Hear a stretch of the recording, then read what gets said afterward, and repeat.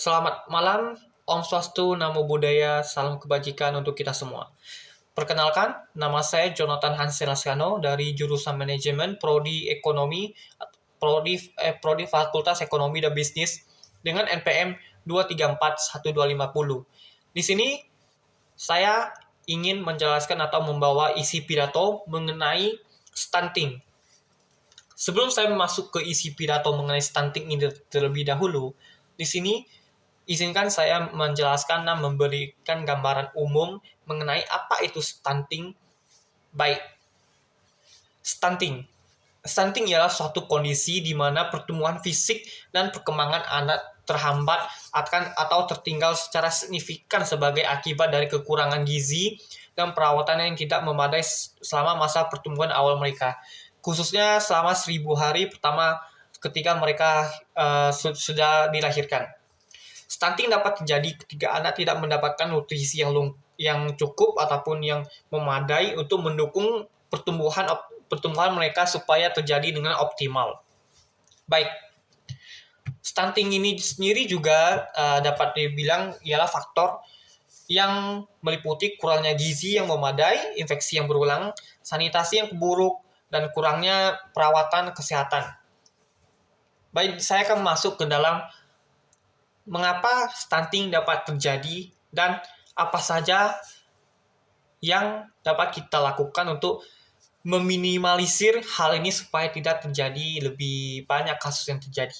Baik, faktor-faktor yang dapat membuat stunting ini terjadi ialah antara lain kekurangan gizi, genetik, kondisi di mana sang ibu tidak mengonsumsi makanan yang berkualitas, makanan yang bergizi, makanan yang memadai ataupun 4 sehat 5 sempurna untuk mendukung pertumbuhan anak mereka dalam kandungan supaya anak tersebut dalam kandungan memiliki suplemen ataupun supplier gizi yang cukup ketika mereka sedang bayi dalam kandungan. Ketika hal ini terjadi, secara tidak langsung dalam kandungan anak tersebut sudah mendapatkan gizi yang cukup ataupun memadai. Dengan begini, ketika anak tersebut sudah lahir ataupun sudah keluar, anak tersebut sudah memiliki dasar ataupun gizi yang cukup, karena ketika sang ibu sedang mengandung sang bayi sudah diberikan gizi yang memadai. Dengan begini, hal ini dapat meminimalisir akan terjadinya stunting pada usia ataupun pertumbuhan sang anak pada kedepannya. Yang lainnya yaitu kekurangan gizi pada sang anak ketika sang anak tersebut sudah dilahirkan. Sebelumnya saya ingin memberitahukan bahwa kekurangan gizi di Indonesia ialah suatu kasus di mana sudah sangat sangat umum kita temui. Ketika hal ini sudah terjadi, maka kekurangan gizi ini sudah akan sulit untuk diabaikan. Mengapa hal ini sulit diabaikan? Karena dengan kekurangannya gizi, sang anak ataupun anak-anak dari yang telah lahir pada masa 2 tahun ke atas, ketika mereka tidak mendapatkan gizi yang cukup, mereka akan mengalami gejala stunting. Gejala apa saja itu stunting itu? Yaitu contohnya perkembangan fisik yang tidak sesuai dengan anak seusia mereka yang sudah mengalami perkembangan fisik. Contohnya anak yang sedang mengalami stunting ini badannya cenderung lebih kerdil ataupun lebih pendek dibandingkan anak yang normal.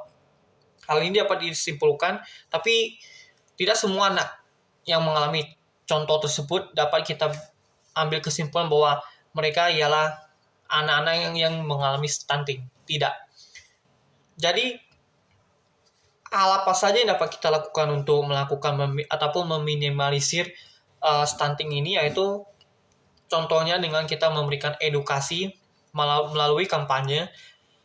Karena dengan melalui edukasi dan literasi, kita dapat memberitahukan kepada khalayak ataupun termasuk ibu-ibu yang ataupun calon orang tua yang sedang ingin berencana mempunyai anak. Dengan begitu mereka dapat mengetahui hal apa saja yang dapat mereka terapkan dan mereka lakukan agar anak yang telah mereka lahirkan tidak mengalami stunting. Dan anak yang mereka telah lahirkan nanti pertumbuhan ataupun perkembangan mereka dapat berkembang secara normal. Dengan begitu, hal ini dapat minimalisir kasus anak stunting di Indonesia. Dengan adanya edukasi juga kita dapat menjangkau audiens lebih luas untuk membahas ataupun mengangkat topik mengenai stunting ini agar tidak terjadi kasus yang sama ke depannya. Baik, sekian dari saya. Terima kasih.